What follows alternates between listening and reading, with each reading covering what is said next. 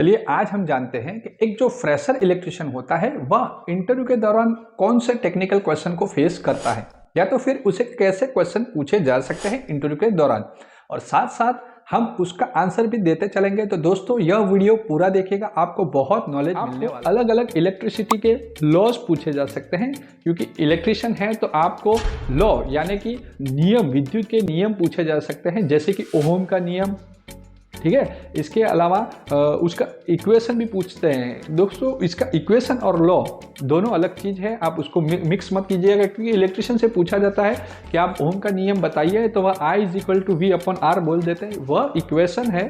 दोस्तों लॉ पूछा जाता है तो आपको कुछ इस तरीके से बताना रहता है, यहाँ पे वह दिखाया है।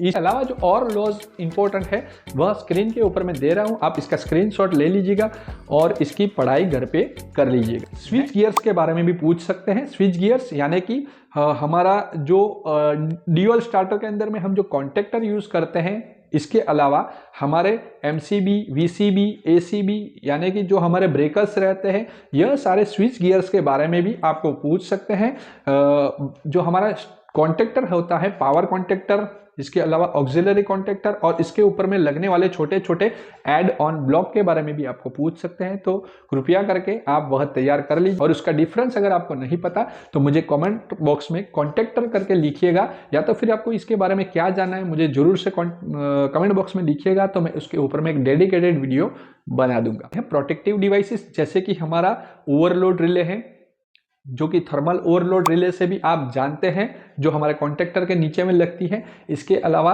हमारा अंडर वोल्टेज, ओवर वोल्टेज, इसके अलावा हमारी सर्ज रिलेज रहती है। इतना ज़्यादा तो आपको अगर नहीं पता है तो कोई बात नहीं, आप फ्यूज के बारे में भी बता सकते हैं। इसके अलावा जो हमारी MCC, कई बार ऐसा भी पूछा जाता है कि MCCB और MCB का यूज हम क्यों करते हैं, या तो फिर ऐसे पूछ लेते हैं कि हमारी MCB तो हमें मिल रही है तो MCCB की ज़रूरत क्यों है, तो वह भी पूछ सकते हैं। या तो भी ऐसे भी पूछ सकते हैं कि हमारा मैक्सिमम MCB का रेटिंग क्या है, तो ज़्यादातर तो आप देख सकते हैं 100 एम्पियर की MCB मिलती है, और उससे ऊपर में अगर आपको जाना है, कई जगह पे जो हमारी बुक्स रहती है कई जगह पे वहाँ 63 लिखा हुआ रहता है, मगर 100 एम्पियर तक भी आपको मिल जाएगी। और आपको उससे ऊपर में जाना है तो MCCB का ही यूज करना पड़ेगा, आप ऐसा भी बता सकते हैं। तो यहाँ हमारे कुछ डिवाइसेस का आपको नाम लिख के दे रहा हूँ, आप इसका स्क्रीनशॉट ले लीजिएगा, आपको बहुत ही काम आएगा। नेक्स्ट टॉपिक है ट्रांसफार्मर। दोस्तों जब कभी भी ट्रांसफार्मर के बारे में पूछा जाता है तो वह कौन से प्रिंसिपल के ऊपर में काम करता है वह पूछा जाता है, जो कि ज़्यादातर लोग म्यूचुअल इंडक्टेंस बोल देते हैं। अगर आपको नहीं पता तो आप अभी यह याद कर लीजिएगा, म्यूचुअल इंडक्टेंस। और अगर उसका टाइप्स पूछा जाता है तो ज़्यादातर बच्चे स्टेप अप और स्टेप डाउन ऐसा ही बोल के छोड़ देते हैं, मगर इसके कई प्रकार रहते हैं। यहाँ पे आपको पूरे ट्रांसफार्मर के नाम में आपको दे रहा हूँ, आप इसका स्क्रीनशॉट ले लीजिएगा। इंटरव्यू में यह जो ट्रांसफार्मर है इसके नाम अगर आपको पता है तो भी आपको बहुत ही काम आएगा। इसके अलावा आपको अलग अलग इलेक्ट्रिसिटी के लॉज पूछे जा सकते हैं, क्योंकि इलेक्ट्रिशियन है तो आपको लॉ यानी कि नियम, विद्युत के नियम पूछे जा सकते हैं, जैसे कि ओहम का नियम, ठीक है। इसके अलावा उसका इक्वेशन भी पूछते हैं। दोस्तों इसका इक्वेशन और लॉ दोनों अलग चीज है, आप उसको मिक्स मत कीजिएगा, क्योंकि इलेक्ट्रिशियन से पूछा जाता है कि आप ओम का नियम बताइए तो वह I = V/R बोल देते हैं, वह इक्वेशन है। दोस्तों लॉ पूछा जाता है तो आपको कुछ इस तरीके से बताना रहता है, यहाँ पे वह दिखाया है। इसके अलावा जो और लॉज इंपॉर्टेंट है वह स्क्रीन के ऊपर मैं दे रहा हूँ, आप इसका स्क्रीनशॉट ले लीजिएगा और इसकी पढ़ाई घर पे कर लीजिएगा। नेक्स्ट टॉपिक है सेफ्टी रिलेटेड। तो यहाँ पे आप देख सकते हैं कि सेफ्टी का एक पूरा डिपार्टमेंट रहता है इंडस्ट्री के अंदर में, और उनका पूरा फोकस रहता है काम से ज़्यादा सेफ्टी के ऊपर में। तो आपको सेफ्टी रिलेटेड भी क्वेश्चन पूछ सकते हैं। वह पूछ सकते हैं कि आप PPE के बारे में क्या जानते हैं, यानी कि पर्सनल प्रोटेक्टिव इक्विपमेंट। तो यहाँ मैं आपको पूरा उसका नाम दे रहा हूँ, जो कि PPE किट के अंदर में आते हैं और कहाँ पे वह यूज़ किए जाते हैं, इसका स्क्रीनशॉट ले लीजिएगा। नेक्स्ट है टाइप्स ऑफ फायर, यानी कि जब भी आप देखेंगे कहीं तो कंपनी में कुछ काम कर रहे हैं तो वहाँ इलेक्ट्रिकल में वायर में आग लग जाती है तो वह एक अलग प्रकार की आग कही जाती है, कहीं लकड़ा जलता है तो वह एक अलग आग होती है।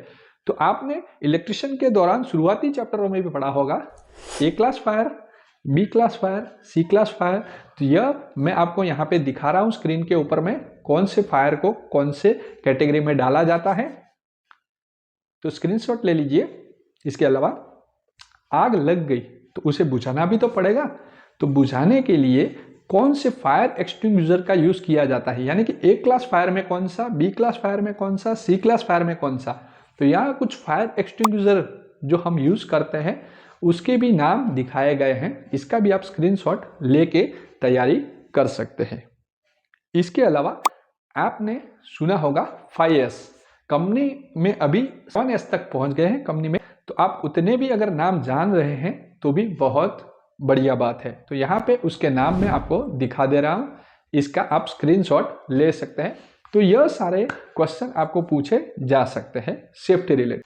तो यह टेक्निकल क्वेश्चन हो गए दोस्तों। इसके अलावा यह सारे के सारे क्वेश्चन आप ही को पूछे जाएंगे ऐसा नहीं है, मैंने मोस्ट प्रोबेबली क्वेश्चन यहाँ से ले लिए हैं। अगर फिर भी आपको वह पूछते हैं और आपको कुछ भी नहीं आता है तो एक मोस्ट इंपोर्टेंट आप क्वेश्चन आपको जरूर से पूछेंगे, और वह क्वेश्चन है कि आपने पूरी ITI खत्म कर दी 2 साल की, उसमें से कौन कौन से चैप्टर आपने पढ़े हैं। आपको टॉपिक अगर आप बता देंगे तो भी बढ़िया है, वह टॉपिक भी आप बता सकते हैं। जैसे मैंने वायरिंग के बारे में पढ़ा है, आर्टिफिशियल रेस्पिरेशन के बारे में पढ़ा है, industrial wiring, power wiring, control wiring बोल सकते हैं, ट्रांसफार्मर बोल सकते हैं, इसके अलावा लाइटिंग का बोल सकते हैं। ऐसे अलग अलग टॉपिक के बारे में भी आप बता सकते हैं। आप ITI की बुक जो है ना उसके अंदर में इस जो चैप्टर है उसके नाम पढ़ के जरूर से जाइएगा, क्योंकि वह पूछ लेंगे कि यह चैप्टर आपके अंदर में आता है कि नहीं आता है, आपको वह भी पता नहीं होगा।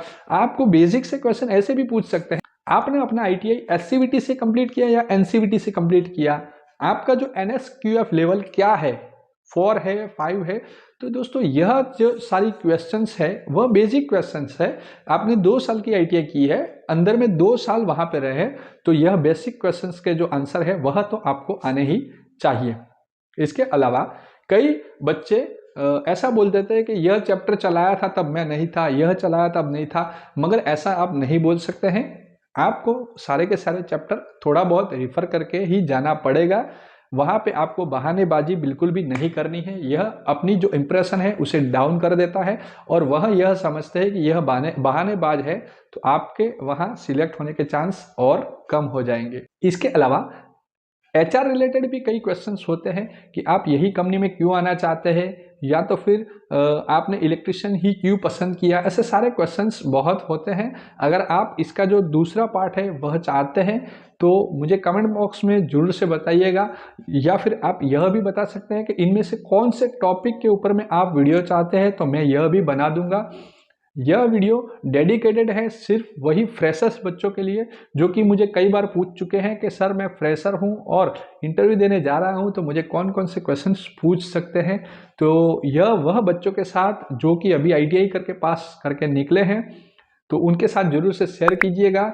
और आपको यह वीडियो अगर काम का लगा है तो इसे सेव करके रखिए और मुझे कमेंट में जरूर से बताइएगा इनमें से कोई सा भी टॉपिक का या कोई सा भी क्वेश्चंस आपको पूछा गया है, या तो फिर कौन से क्वेश्चंस आपको पूछे गए हैं, तो मैं अगले वीडियो में उसे कवर कर सकूं, जिससे कि जो दूसरे बच्चे हैं उनको भी यह वीडियो काम में आ सके। तो मिलते हैं दोस्तों ऐसे ही टॉपिक के साथ अगले वीडियो में।